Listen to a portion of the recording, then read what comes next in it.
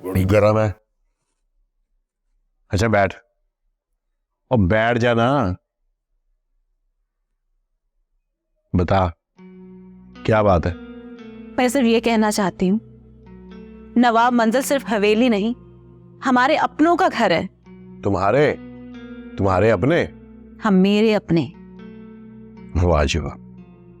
चलो, तुम मेरी बीवी हो ना, तो वो तुम्हारे अपने हैं, तो मेरे भी कुछ हुए ना, है ना? मैं मेरे। सीधी बात कर। सीधी बात यह है कि आप नवाब मंजिल को बेचने की ना कोशिश बंद कर दें, बहुत एहसान होगा आपका मुझ पर। गजाला जी, पहली बात तो ये है कि वो क्या हवेली है या घर है, मैं उसको बेचने की कोशिश नहीं कर रहा, मैं उसे बेच रहा हूं। और तुमने ये एहसान की क्या बात की है? और पहले थोड़े एहसान है मेरे तुम लोगों पर, वो याद नहीं है तुम लोगों को? फसल ना देने वाली जमीन को कोई किसान अपने पास नहीं रखता। बांझ नहीं है तो? मैं बांझ नहीं हूं। आपको यकीन नहीं आता ना, तो चले मेरे साथ डॉक्टर के पास, टेस्ट करवाते हैं। और बकवास बंद कर। टेस्ट करवाते हैं? जरा प्यार से बात करो तो सर पे चढ़ जाती है। इतना तुम्हें दर्द ना बेटी का, तो जाके अपने माँ बाप के पास से मेरे 7 लाख रुपए लेके आ। 7 लाख?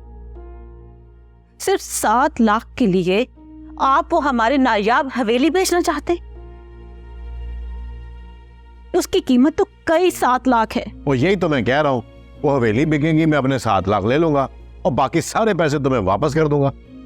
वाह, आप अपने एक टुकड़े गोश्त के लिए पूरा बकरा ज़िबा करना चाहते हैं? वाह भाई, कहां से सुनी तूने ये मिसाल?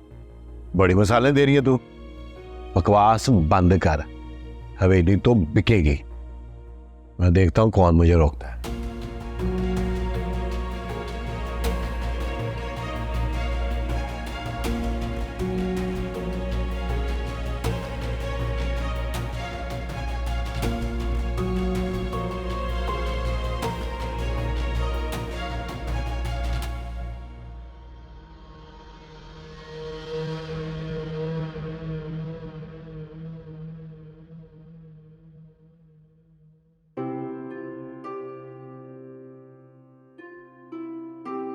क्या हवेली बेचने के लिए वो आपसे इजाजत मांगेगा?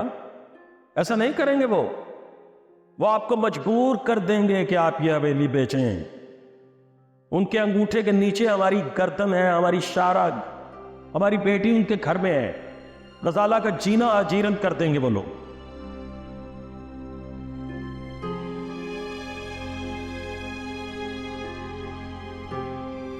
अम्मी जी, क्या हुआ, आप आज ऑफिस नहीं गई? बस बेटा, दिल जरा बोझल हो रहा था, इसलिए सोचा कि हम आज घर पर ही रहे। क्यों, ऐसी क्या बात है जो दिल बोझल हो रहा है? बेटा, दिल के बोझल होने का ताल्लुक दिल से नहीं होता है। अम्मी जी, मैं जानती हूँ ये एक मुहावरा है, मैं बस वजह जानना चाहती हूँ आपके दिल बोझल होने की। पता नहीं, शायद ऐसे ही। ऐसे ही? वाह, अब इसके आगे मैं क्या बात करूं? क्योंकि ये जो जुमला है ना, ऐसे ही, इसके सामने सारे दलाइल बेकार हो जाते। अच्छा, आप हमारा एक काम करें, आदिल मियाँ के लिए नाश्ता बना दें। ठीक है, बना दूंगी, लेकिन सिर्फ आप कह रही हैं इसलिए। पर वो जो नवाब साहब, वो अपने ख्वाबे खरगोश से बाहर तो आए, मजे से सो रहे हैं। आयला, आप सुबह सुबह उन्हें तंग करने चली गई थी? अम्मी जी, मैं उसे तंग करती हूँ या वो मुझ बेचारी को तंग करता है? और वैसे भी उसका फर्ज है कि वो सुबह सुबह तंग होने के लिए तैयार रहे। बेटा, हमें लगता है वो सारी रात पढ़ते रहे हैं। शायद। अच्छा, आप ही ऑफिस चली गई? हाँ, वो सुबह ही चली गई थी, कह रही थी कि आजकल ऑफिस में बहुत सख्ती हो रही है। अच्छा, लेकिन आप भी तो बताती हैं कि जो उनके बॉस हैं वो रजा साहब तो काफी अच्छे इंसान है। बेटा, शायद वो मुल्क से बाहर गए हुए हैं। यानी किसी वक्ती बॉस को ताकत का नशा हो। अच्छा, अब आप जाके आदिल मियाँ के लिए नाश्ता बना दे। ठीक है।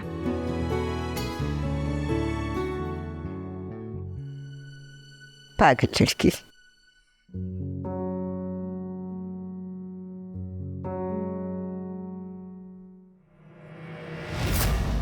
क्या है ये?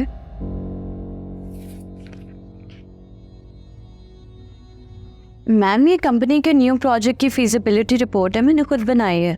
I know what this is. Okay, तुम्हें ये प्रोजेक्ट लीड करने को किसने कहा था? रजा साहब ने। सारा प्रोजेक्ट मैंने खुद डिजाइन किया। What rubbish! कुछ आता भी है तुम्हें? पता नहीं इतने सालों से तुमने इस कंपनी में कैसे जगह बना रखी है। एक तो मुझे इस रजा की समझ में नहीं आती, जिसे दिल करता है उसे प्रमोट कर देता है। खैर, अब क्या किया जाए तुम्हारा? आप प्लीज कुछ ना कीजिए, सिर्फ सर राशिद को बुला लें। उनका क्या करना है? वो यहाँ के जीएम है, हम दोनों से ज्यादा ही तजर्बा रखते हैं। मुझे लंबी बात करने वाले लोग बिल्कुल पसंद नहीं है। Please come to the point. GM साहब को मेरी फाइल दिखाते हैं, अगर वो कहेंगे कि गलत है तो मैं प्रोजेक्ट छोड़ दूंगी। Oh, wait a minute, you are challenging me? नहीं, मैं सिर्फ जवाब दे रही हूँ, आप बुला लें उन्हें। खैर, तुम्हारे इस प्रोजेक्ट पर बाद में बात करें। फिलहाल ये रिपोर्ट्स लो और रात तक मुझे इनका डेटा निकाल कर दो। डेटा एंट्री मेरा काम नहीं है। Don't test my patience. अब तुम मुझे बताओगी कि मुझे क्या तुम्हें काम देना है और क्या नहीं। तुम यहाँ एक एम्प्लॉय हो, okay? So please stay in your limits, okay? अब खड़ी खड़ी मेरी शक्ल क्या देख रही हो तुम? जाओ यहाँ से।